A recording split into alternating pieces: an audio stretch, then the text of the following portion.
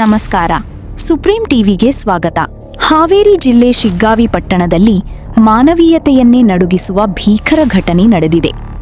ಒಡಹುಟ್ಟಿದ ತಮ್ಮನೇ ತನ್ನ ಅಕ್ಕನನ್ನು ಮಚ್ಚಿನಿಂದ ಕೊಚ್ಚಿ ಕೊಲೆ ಮಾಡಿದ ರಕ್ತರಂಜಿತ ಘಟನೆ ಇಡೀ ಪಟ್ಟಣವನ್ನು ಬೆಚ್ಚಿ ಬೀಳಿಸಿದೆ. ಶಿಗ್ಗಾವಿಯ ಗುಡ್ಡದ ಓಣಿ ಅಂಗನವಾಡಿ ಕೇಂದ್ರದಲ್ಲೇ ಹಾಡಹಗಲೇ ಈ ಹತ್ಯೆ ನಡೆದಿದ್ದು, ಸ್ಥಳದಲ್ಲಿ ಕೆಲಕಾಲ ಆತಂಕದ ವಾತಾವರಣ ನಿರ್ಮಾಣವಾಗಿತ್ತು. ಮೃತ ದುರ್ದೈವಿಯನ್ನು 23 ವರ್ಷದ ಪ್ರೇಮಾ ಶಿವಶಂಕರಪ್ಪ ಎಂದು ಗುರುತಿಸಲಾಗಿದೆ. ಅವರು ಅಂಗನವಾಡಿ ಕೇಂದ್ರದಲ್ಲಿ ಆಯಾ ಆಗಿ ಕೆಲಸ ಮಾಡುತ್ತಿದ್ದರು.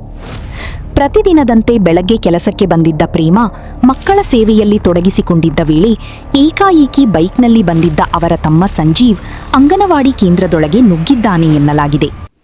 ಮೊದಲಿಗೆ ಇಬ್ಬರ ನಡುವೆ ಮಾತಿನ ಚಕಮಕಿ ನಡೆದಿದ್ದು, ಕ್ಷಣಾರ್ಧದಲ್ಲೇ ಅದು ರೌದ್ರ ರೂಪ ಪಡೆದುಕೊಂಡಿದೆ.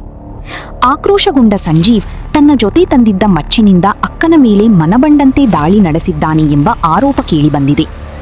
ಹಠಾತ್ ನಡೆದ ದಾಳಿಯಿಂದ ಬೆಚ್ಚಿಬಿದ್ದ ಸಿಬ್ಬಂದಿ ಹಾಗೂ ಸ್ಥಳೀಯರು ಕಿರುಚಾಟ ಆರಂಭಿಸಿದ್ದಾರೆ. ಆದರೆ ಅಷ್ಟರಲ್ಲಿ ಪ್ರೇಮಾ ಗಂಭೀರವಾಗಿ ಗಾಯಗೊಂಡು ರಕ್ತದ ಮಡುವಿನಲ್ಲಿ ಬಿದ್ದಿದ್ದರು.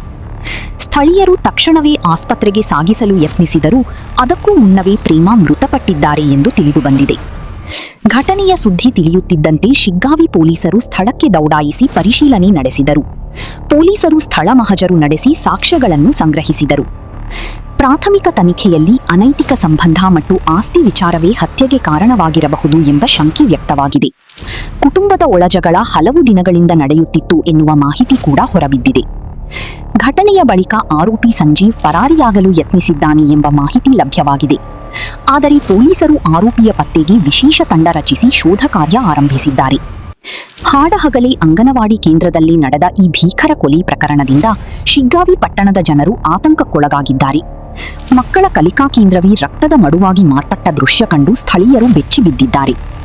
ಸ್ಥಳಕ್ಕೆ ಜನಪ್ರತಿನಿಧಿಗಳು ಹಾಗೂ ಹಿರಿಯ ಅಧಿಕಾರಿಗಳು ಭೇಟಿ ನೀಡಿ ಪರಿಶೀಲನೆ ನಡೆಸಿದರು.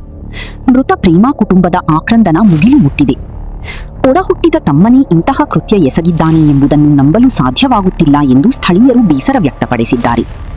ಪ್ರಕರಣ ಸಂಬಂಧ ಶಿಗ್ಗಾಂವ್ ಪೊಲೀಸ್ ಸ್ಟೇಷನ್ ಠಾಣೆಯಲ್ಲಿ ಪ್ರಕರಣ ದಾಖಲಾಗಿದ್ದು, ತನಿಖೆ ಮುಂದುವರೆದಿದೆ.